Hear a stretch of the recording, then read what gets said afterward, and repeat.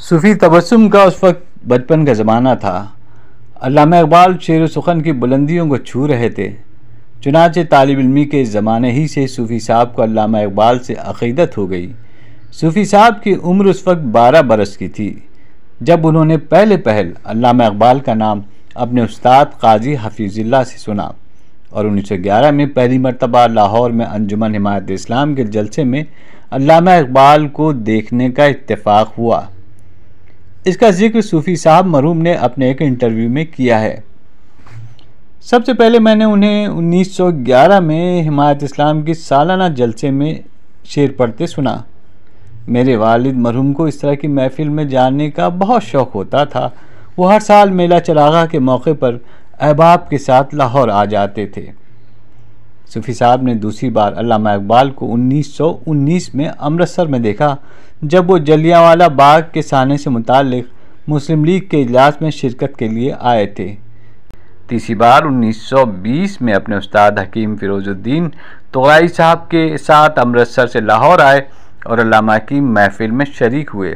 اس محفل میں شفاء الملک حکیم فقیر محمد چشتی اور چند دوسرے احباب شریک تھے۔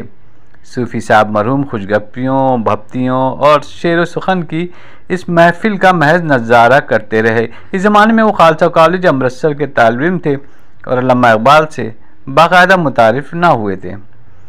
صوفی صاحب اس کے بعد بھی اکثر انجمن حمایت اسلام کے جلسوں میں علامہ اقبال کے نیاز حاصل کرتے رہے۔ 1921 میں انہوں نے FC کالج لاہور میں داخلہ لیا اور نیاز مندی کا اس سلسلہ آگے بڑھتا گیا۔ 1923 میں علامہ اقبال سے باقاعدہ ملاقات حافظ محمود شیرانی کے توسط سے ہوئی۔ اس ملاقات کا تذکرہ بھی انہوں نے اپنے انٹرویو میں کیا ہے۔ 1922 کا واقعہ ہے کہ میرے مرحوم استاد حافظ محمود شیرانی مجھے علامہ اقبال کے پاس لے گئے۔ اس وقت وہ میکلو روڈ والی کوٹھی میں رہتے تھے۔ انہوں نے اس طرح میرا تعارف کرایا کہ یہ میرا طالب علم ہے، اور وہاں سے پھر ملاقاتوں کا سلسلہ شروع ہوا۔ اس سلسلے کے بڑھنے کی ایک وجہ یہ بھی تھی کہ میرے جو ہم جماعت اور دوست تھے ان میں ایک ڈاکٹر تاثیر تھے۔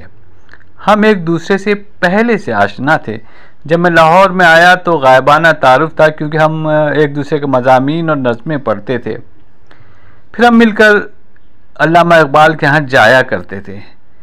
یہ تو معلوم نہیں کہ صوفی صاحب کے علامہ اقبال سے خط و کتابت کب شروع ہوئی اور کب تک رہی۔ البتہ ستمبر 1925 کے 2 خط ہمارے سامنے ہیں، اور ان خطوط کا ذکر صوفی صاحب نے اس کتاب میں بھی کیا ہے۔ یہ وہ زمانہ تھا جب صوفی صاحب کا علامہ اقبال سے باقاعدہ تعارف ہو چکا تھا۔ خود لکھتے ہیں، اگرچہ میں فارغ التحصیل ہو کر لاہور سے اپنے وطن چلا گیا تھا، تاہم ان سے ملاقات کا اشتیاق ہمیشہ دامن گیر رہتا، اور میں گاہے گاہے ان کی خدمت میں حاضر ہوتا اور ان کی عالمانہ گفتگو سے استفادہ کرتا رہتا۔ خطوط کا سلسلہ اس طرح شروع ہوا کہ خواجہ احمد دین امرتسر کے مشہور عالم دین تھے۔ اس زمانے میں امرتسر سے ایک دینی رسالہ بلاغ کے نام سے شائع ہونا شروع ہوا، جس کا بعد میں البیان نام پڑ گیا۔ خواجہ صاحب کے مضامین اور قرآن حکیم کی تفسیریں اس میں شائع ہوتی تھیں۔ علامہ اقبال اس رسالے کا باقاعدہ مطالعہ کرتے تھے اور اس رسالے کے مضامین میں گہری دلچسپی لیتے تھے۔ چنانچہ علامہ اقبال خواجہ احمد دین امرتسری سے ملاقات کے متمنی تھے۔ صوفی صاحب رقم طراز ہیں۔ میری دلی خواہش تھی کہ ڈاکٹر صاحب اور خواجہ صاحب کی ملاقات ہو۔ دونوں بزرگوں نے خود بھی بارہا اس کے لیے انتہائی اشتیاق کا اظہار فرمایا، لیکن یہ چیز ہمیشہ معارض التوا میں پڑی رہی۔ آخر کار ایک موقع آ گیا۔ خواجہ صاحب سے ملاقات کا اشتیاق علامہ اقبال کے دونوں خطوط سے ظاہر ہوتا ہے جو انہوں نے ستمبر 1925 میں یکے بعد دیگرے لکھے۔ 2 ستمبر 1925 کے خط میں لکھتے ہیں، مولوی صاحب، موصوف کو میرے ساتھ تبادلہ خیالات کرنے سے کچھ فائدہ نہ ہوگا۔ ہاں، مجھ کو ان سے فائدہ پہنچنا یقینی ہے۔ اس واسطے وہ اگر مجھ کو مستفید کرنے کے ارادے سے امرتسر سے لاہور آنے کی زحمت گوارا فرمائیں تو ان کی بہت مہربانی ہے، جس کے لیے میں ان کا نہایت شکر گزار ہوں۔ مجھ کو ان کے خیالات سے کسی حد تک پہلے بھی آگہی ہے کیا اچھا ہو کہ وہ شریعت محمدیہ پر ایک مبسوط کتاب تحریر فرمائیں جس میں عبادت معاملات کے متعلق صرف قرآن سے استدلال کیا گیا ہو۔ معاملات کے متعلق خاص طور پر اس قسم کی کتاب کی آج کل شدید ضرورت ہے۔ مولوی صاحب نے علامہ اقبال سے ملاقات کا اشتیاق ظاہر کیا اور اس سلسلے میں انہوں نے لاہور آنے کا ارادہ بھی کیا۔ صوفی صاحب لکھتے ہیں، اس ضمن میں سب سے زیادہ دلچسپ بات یہ تھی کہ ملاقات سے پہلے دونوں بزرگوں نے زبانی اور تحریری طور پر نہایت عجز اور انکسار سے کام لیا، جیسا کہ اس خط کے انداز بیان سے ظاہر ہے۔ ہر ایک اس بات پر زور دیتا کہ ملاقات کا مقصد محض دوسرے سے استفادہ کرنا ہے اور بس۔ 6 ستمبر 1925 کو علامہ اقبال نے صوفی صاحب کو دوسرا خط لکھا۔ اس میں استفادے کی خواہش کا بھرپور اظہار کیا۔ صوفی صاحب نے ان دونوں خطوط کا ذکر اپنی اس کتاب میں کیا ہے۔ صوفی صاحب کے علاوہ جن حضرات کے علامہ اقبال سے تعلقات استوار تھے ان کی فہرست تو بہت طویل ہے، البتہ میں ان میں یہ حضرات خاص طور پر نمایاں ہیں: سید نذیر نیازی، ڈاکٹر تاثیر رشید طارق، بدر الدین بدر، عبدالرحمن چغتائی، پطرس بخاری، عبدالمجید سالک، مولانا محمد حسین، سید الطاف حسین اور سراج نظامی وغیرہ۔ صوفی صاحب کے علامہ سے تعلقات شوخی کی حد تک پہنچے ہوئے تھے۔ ڈاکٹر تاثیر بیان کرتے ہیں، صوفی تبسم ان چند دست دراز لوگوں میں سے تھے جو ڈاکٹر صاحب کے حقے پر ہاتھ ڈال دیا کرتے تھے۔ ایک دفعہ بال جبریل ابھی پریس میں تھی تو پطرس بخاری اس کے پروف لے آئے۔ انہوں نے صوفی تبسم سے کہا کہ چند بہترین طالب علموں کو جمع کرو، ہم شعر پڑھیں گے، میں پروف لایا ہوں۔ صوفی صاحب کا بیان ہے کہ 1 گھنٹہ انہوں نے شعر پڑھے تو اسی شام ہم علامہ اقبال کے پاس پہنچ گئے۔ ہم نے کہا جی وہ شعر؟ کہنے لگے آپ کو اس کا کیسے پتہ چلا؟ تو ہم نے کہا جی آپ کو الہام ہوتا ہے تو ہمیں ان شعروں کا القاء ہوتا ہے عقیدت کی وجہ سے۔ ایک ملاقات میں صوفی صاحب نے بابو کرم جو پنجابی کے مشہور شاعر گزرے ہیں کا تعارف کرایا۔ بابو کرم نے اپنی چند پنجابی کی نظمیں سنائیں جو ڈاکٹر صاحب نے پسند فرمائیں۔ عبدالرشید طارق نے اس کا تذکرہ کیا ہے۔ صوفی صاحب کے ساتھ ان محفلوں کا تذکرہ کرتے وہ لکھتے ہیں، ایک روز جب کہ میں صوفی غلام تبسم اور بدر الدین بدر اور پنجابی کے مشہور شاعر بابو کرم اور سراج صاحب اور ایک اور دوست ان کے پاس بیٹھے تھے تو کانگریس اور مسلم لیگ کا تذکرہ چھڑا۔ صوفی صاحب علامہ اقبال کے حقے پر ہاتھ ڈال دیا کرتے تھے۔ یہ بات ڈاکٹر تاثیر نے تو بیان کی ہے، خضر تمیمی نے بھی اس کا ذکر کیا۔ وہ لکھتے ہیں، ہم میں سے ممدو کے ساتھ حقہ پینے کا شرف صرف صوفی صاحب قبلہ کو حاصل ہوا۔ حفیظ ہوشیار پوری لکھتے ہیں، اس کے بعد 2-3 مرتبہ پروفیسر تبسم کے ساتھ، ایک دفعہ عرشی صاحب کے ساتھ اور اکثر تنہا ڈاکٹر صاحب کی خدمت میں حاضر ہوتا رہا۔ ایک دفعہ عرشی صاحب اور تبسم صاحب کی میت میں آپ کے پاس گیا تو ان مضمونوں اور نظموں کا ذکر چھڑ گیا جو آج کل اردو کے عام رسالوں میں شائع ہوتی رہتی ہیں۔ علامہ اقبال کے ساتھ صوفی تبسم کی محبت اور عقیدت کا سلسلہ جو زمانہ طالب علمی سے قائم ہوا تھا تقریباً 18 برس تک قائم رہا۔ 1932 میں صوفی صاحب نے علامہ اقبال کی زندگی میں علامہ اقبال کی شاعری کے عنوان سے ایک طویل مقالہ تحریر کیا جسے علامہ اقبال نے بہت سراہا۔ اسی سال اورینٹل کالج میگزین لاہور میں اگست 1932 میں صوفی صاحب نے علامہ اقبال کے حکم کی تعمیل میں نصیر الدین ہاشمی کی کتاب یورپ میں دکنی مخطوطات پر تبصرہ تحریر کیا۔ علامہ اقبال کی وفات کے بعد تو صوفی صاحب نے علامہ اقبال کی شاعری اور فکر و فن کی تشریح اور ترویج کے لیے اپنی زندگی کو وقف کر دیا۔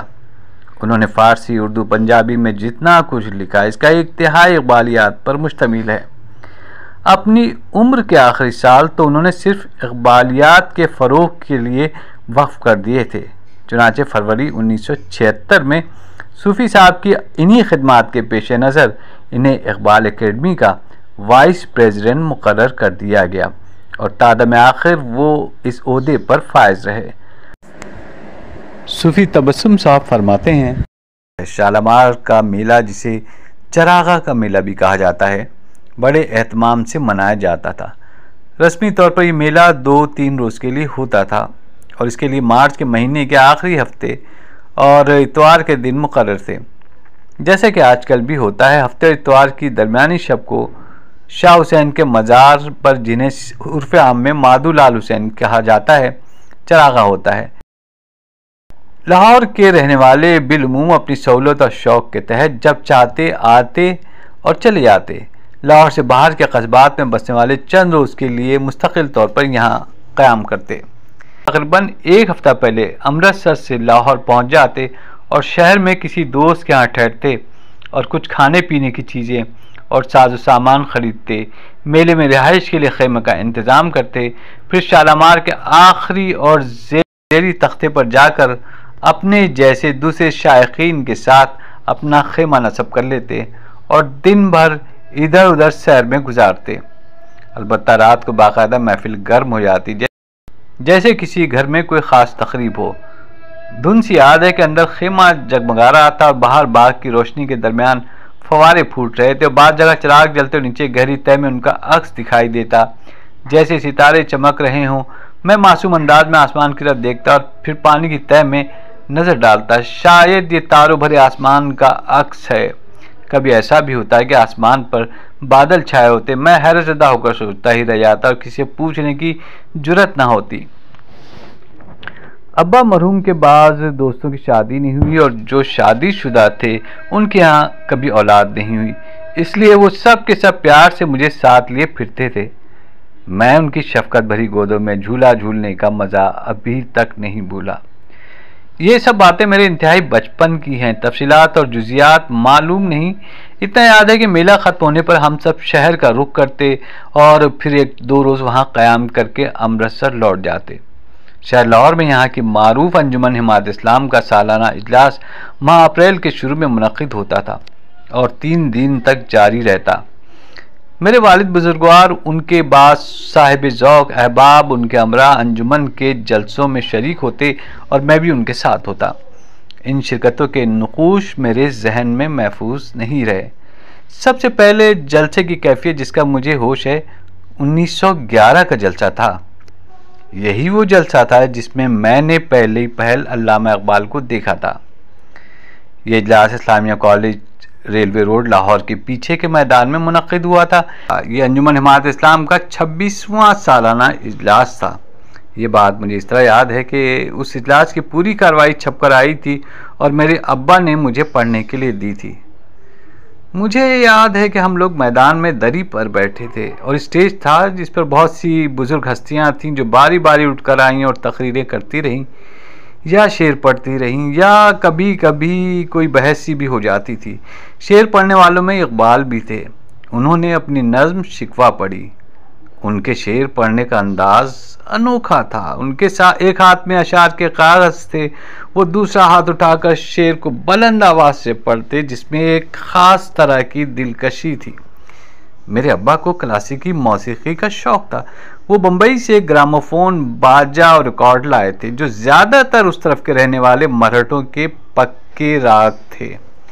کچھ غزلوں کے ریکارڈ تھے مگر وہ بھی پختہ دھنوں کے تھے۔ ان میں اس دور کی مشہور گانے والی گوہر جان کلکتے والی بھی تھیں۔ میں بچپن میں تنہا بیٹھا ہی ریکارڈ سنتا رہتا تھا۔